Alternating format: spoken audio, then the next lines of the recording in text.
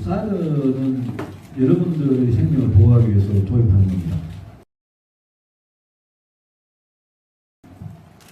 지금 문제가 된 대선 전에 배치하자고 제가 주장한 것은 주한미군이 성주 롯데골프장에 배치할 1개 포대 48발의 요격 미사일, 그거를 성주 롯데골프장에 배치하는 것을 대선 전에 배치를 완료하자고 합니다. 롯데골프장은 이미 골프장이니까 이미 평평하게 되어 있고 조금만 정리 더 하면 되고 계약도 이미 했고요. 그 대신 뭐 수도권의 군부대 부지를 롯데하고 서로 합의하에 부지를 맞교환 했고요. 그래서 이미 여러분 보시겠지만 지난 3월 6일 밤에 오산 기지로 C-17이라는 엄청나게 큰 수송기로 이미 저 발사대 트럭 2대는 이미 왔어요.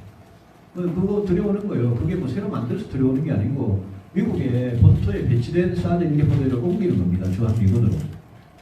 그래서 그거는 대선 전에 배치할 수 있고 저는 가급적 빨리 배치해야 된다는 생각입니다.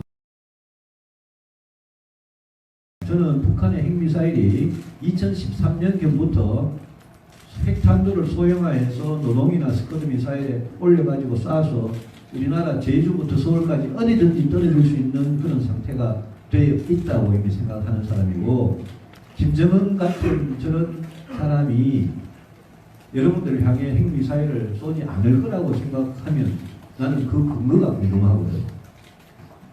사드 미사일은 당연히 도입해야 되는데 문제는 주한미군이 1개 포대를 도입하는 사드 미사일의 1차적 목표는 주한미군을 보호하는 겁니다. 여러분들을 보호하기 위한 게 아닙니다. 주한미군이 제일 인구가 많은 게 의정부 동두천에 있다가 포천에 있다가 지금 전부 다 평택으로 옮기는 중입니다. 평택으로 집결을 합니다. 거기 평택 기지에 집결을 하면 북한이 쏘면 만약 저 두만강 밑에 어머니 뭐 동창리 같은 데서 쏘면 한 6분 정도 안에 평택 기지에 핵미사일이 떨어집니다.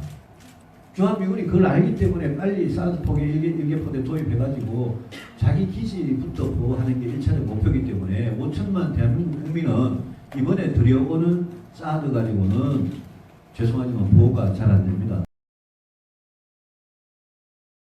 그래서 제가 3년 전부터 제가 최소한 2개 내지 3개 포대를 우리 돈으로 여러분이 낸 세금으로 그 살려면 한 4조 5천억에서 한 6조 정도 됩니다. 그 여러분이 낸 세금으로 그 사드 포대를 2개 내지 3개 포대를 사서 대한민국 국민의 생명을 보호해야 된다고 제가 계속 주장해 왔던 사람입니다.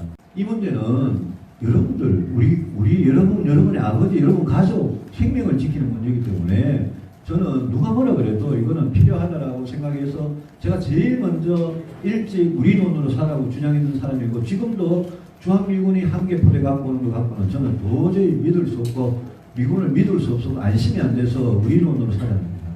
여러분들 아버님들 어머니가 낸 세금으로 이미 킬체인이라는 거하고 KAND라는 거 이미 개발하고 있습니다. 그 개발하는데 20조 원 정도 돈이 듭니다.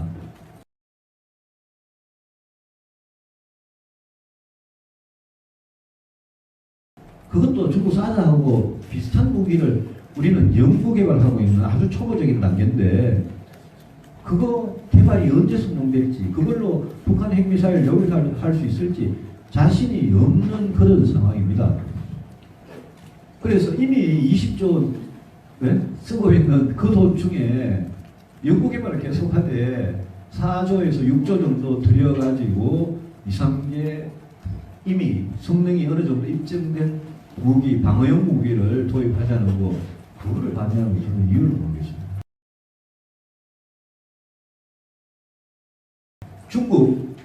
중국 싫어하죠. 중국 어떻게 할 거냐.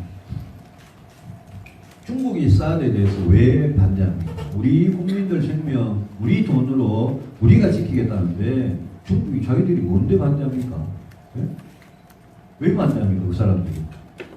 중국은 핵무기, 공격하는 핵무기 뭐 엄청나게 갖고 있고 방어하는 미사일도 엄청나게 갖고 있고, 중국은 그런 나라인데 자기들은 그러면 군사력 그렇게 해도 되고 우리가 무슨 핵무기 갖겠다는 건 아니고 북한이 핵무기 쏘면 그거 막는 우산 하나 갖겠다는 건데 그걸 중국이 왜 반대합니까?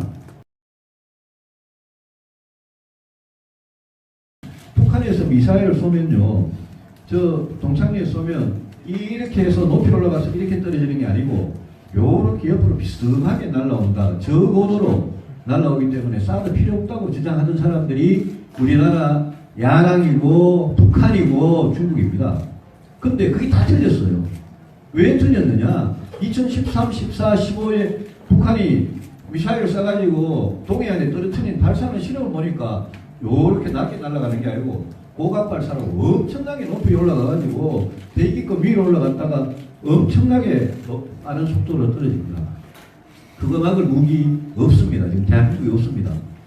패트리어트라고 팩2라고 있는데 그거로는 안 됩니다. 그거는 그냥 전투기를 맞추는 무기고요. 팩3라고 이제 겨우 도입하기 시작합니다. 그런데 팩3, 팩2는 여러분들 비행기가 이런 비행기 타면요, 1000m, 10km, 11km, 1000m에서 11,000m 정도의 높이로 비행기가 보통 날아갑니다. 북한의 미사일은요, 150km, 170km까지 날아가서 여러분 과학 시간에는 대기권이 1000km를 그러는데 군사적으로는 100km가 대기권입니다. 왜냐하면 100km 정도 돼야 공기의 밀도가 높아져 가지고 미사일이 떨어질 때 공기 저항이 생겨 가지고 이 속도가 줄어들고 또 뭐가 떨어져도 이 공기 저항이 타고 이렇기 때문에. 근데 이게 북한이 계속 이렇게 이 옆으로 삐딱하게 쏘지 않고요, 이 높이에 쐈는데 그거를 막을 미사일이 지금 사드밖에 없는데,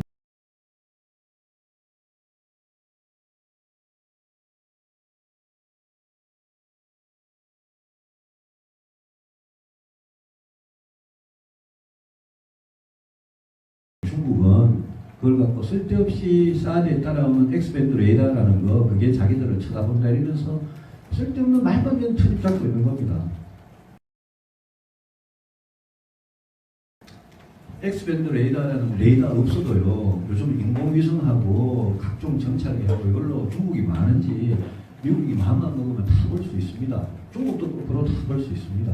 그런 세상에 살고 있습니다. 그래서 저는 민주당에 국민의당도 당론으로 사드 반대하는 도저히 이해가 안 됩니다. 이 사람들 도대체 국가안보에 대해서 생각이 있는 사람들인지 도저히 이해가 안 되고, 우리 정치권이 민주당 후보들하고 국민의당하고요, 또 저 같은 보수하고 이 문제 가지고 서로 맞다 안 맞다라고 싸우고 있는 사이에 중국이 딱 틈을 본 겁니다. 아, 한국은 우리가 끼어들어가지고 경제보복 카드를 가지고 혼을 내면 한국은 정치권이 더 분열을 하고 한국 국민들은 더 그냥 나뉘겠구나. 지금 그대로 되고 있습니다. 이 문제에 대해서 사드 배치 딱 하고 중국에 대해서 이거는 절대 양보 못한다. 너 하고 싶으면 해라. 그리고 중국에 대해서 사드 배치 딱 하고 나면 중국이 이게 기정사실화 되고 나면 중국이 뭐 어떻게 할 겁니까? 경제보복을 하면 자기들도 손해인데 그다음부터 외교 협상해야죠. 근데 배치 안 하고요, 누구 말같이 다음 정부로 넘기라 이러고 다음 정부 가가지고 중국에 쪼르르 쫓아가가지고 사드 배치할까요 말까요 물으면 그 사람들이 알아듣겠습니까? 그러면 계속 보복하고 이간질 시키고 이러면 사드 배치는 그거대로 못하고 중국한테 그냥 계속 끌려다니게 됩니다. 우리 군사 주권, 우리나라 대한민국의 주권이라는 게 없어지는 겁니다. 여러분 그런 거 원하십니까? 빨리 배치하고 나서 중국하고 협상해서 자, 경제 보복하면 당신들도 손해고 우리도 손해다. 이거 빨리 끝내자. 경제를 협력하고 군사는 이거는 군사대로 그런 외교를 펼쳐야죠. 우리가 유엔 북한 인권 결의안 표현하는데 김정일한테 물어보고, 사드 배치는 중국 가가 베이징 가가지고 시진핑한테 물어보고, 그게 무슨 나라입니까 그게? 이 문제에 대해서는 저는 뭐 생각이 분명하고, 저는 제가 어지간해서는 이렇게 뭐 제 혼자만 옳다 이렇게 이야기를 안 하는 사람인데요. 제가 북한 핵미사일 문제에 대해서 오랫동안 관심을 가지고 국방에서 봐왔고, 이 문제는 저는 뭐 제가 확신을 가지고 있고, 제가 대통령 빨리 이거 하고요, 더 필요하면 더 하고 중국에 대해서 당당하게 외교해서 경제 보복의 시간을 최대한 줄이는 게 우리들한테 피해를 최소화하는 거고, 우리 경제도 중국에 대한 의존도 낮춰야 됩니다. 중국의 안보는 중국하고 이렇게 한 번씩 충돌이 생길 수밖에 없는 지금 동북아시아 상황인데 경제는 갈수록 의존도가 높아지면요. 그러면 늘 이런 일이 자꾸 반복이 됩니다. 그래서 중국에 대한 의존도를 낮추는 거 쉽지 않습니다. 그렇지만 우리 옛날에 미국, 일본에만 의존하다가 유럽으로 다변화하고 중동으로 다변화하고 아프리카, 동남아시아, 호주로 다변화할 수 있었던 나라입니다. 앞으로 그렇게 해야 됩니다. 중국의 경제 대외 의존도 30%, 40% 의존하면 중국이 기치만 해도 우리는 뭐 난리가 나죠. 한 나라에 그렇게 경제에 너무 의존하면 안 됩니다. 그건 물론 금방 되는 일은 아니지만 그 방향으로 저는 노력을 하겠습니다.